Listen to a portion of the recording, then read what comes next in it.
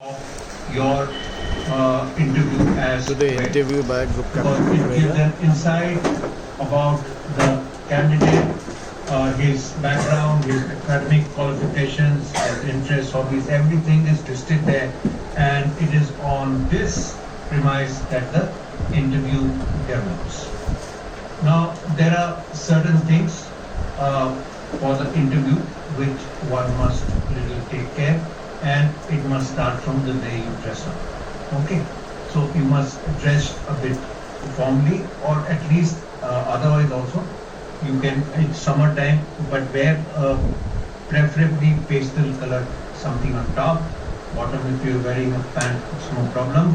Sometimes you have to go for the interview direct after your group task.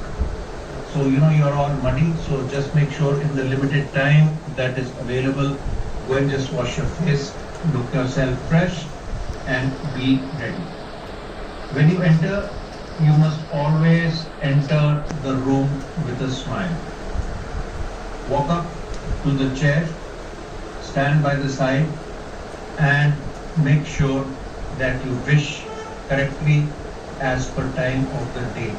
This aspect is very important because this is the first thing which you are going to open your mouth. So make sure that it is correct. Some interviewing officers have a habit of shaking hands.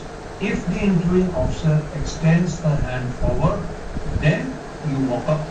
If not, then you sit down when you are asked to and give a polite thank you. Once you sit down, sit towards the back of the chair so that your back is straight. The chair will always have a backrest and it will have arm supports. So how you put your arms, it's up to you, whether you want to put them on the armrest or you want to put them on the lap, that is up to you. Now, once you have settled down, make yourself comfortable. Once again, now the important thing is to maintain eye contact. You must keep looking at the interviewing officer into his eyes. This is a sign of confidence. Your distance will be reasonably, something about 8 or 10 feet away. So you have to speak loudly. Once again, emphasizing loudly, because if you speak very softly, the last part of your conversation would be eaten up when your voice drops. So speak loudly. Right? Now, the questions are going to be clubbed. So you must remember the questions and thereafter answer as many of them as you can without being reminded. Should you, however, miss out on something, do not hesitate to ask, sir, can you kindly repeat the question? But try to avoid this, and especially towards the beginning. The details are the most important part of your answers. The marks and the assessment is based on the details you provide. So the details show what is your depth of knowledge and the questions which come from there to probe you further. So do not presume that the interviewing officer would be knowing this part. Don't worry about that. You try to give as many input or details as you possibly can. The interview basically is a way of finding out what is your thought process, and this thought process comes out through words, which is your oral communication. Now, the interviewing officer would be always talking to you in English.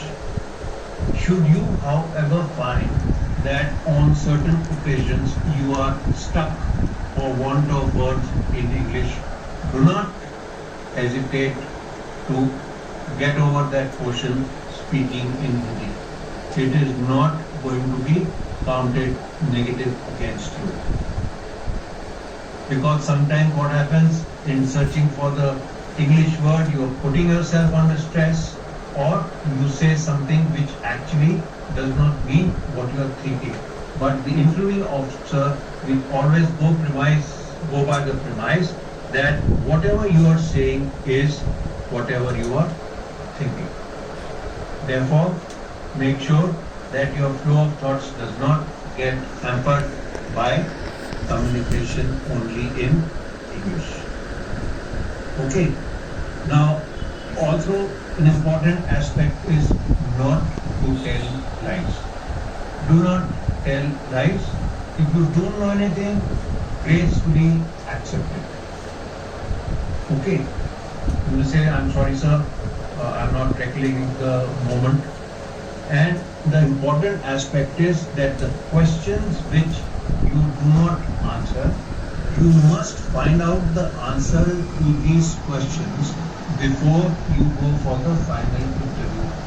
Should you be under consideration or under discussion, at that stage there is a very strong possibility that you could be asked questions which you have missed out to answer, and that would help to strengthen your case further. Right? The opening of the interview is basically to make the candidate comfortable, and in doing so, the question which will be asked in the beginning would be something with which you are familiar or some activity which you have already undertaken. Now, here also it is very important that you try to give as many details and inputs as you possibly can. So what happens is that in this case, when you are speaking, the interviewing officer is not going to cut in. He would be nodding his head or saying, okay, I see. So what happens is you hear your voice, you see the person in front nodding or acknowledging whatever you're saying, your confidence level goes up. That is as far as you are concerned. As far as the interviewing officer is concerned, it gives him an insight into how familiar you are with whatever you have already been doing or with the circumstances and situations which you are familiar. And also, how confident are you? Because this is something which, since you are already aware of, or you've already done, you should be able to present it. Present anything and everything in logical manner. Okay. Now, certain times you could be given a synthetic situation. Okay. Your friends have come and they want to go for a picnic, or you want to, go for some excursion, and you have been made in charge.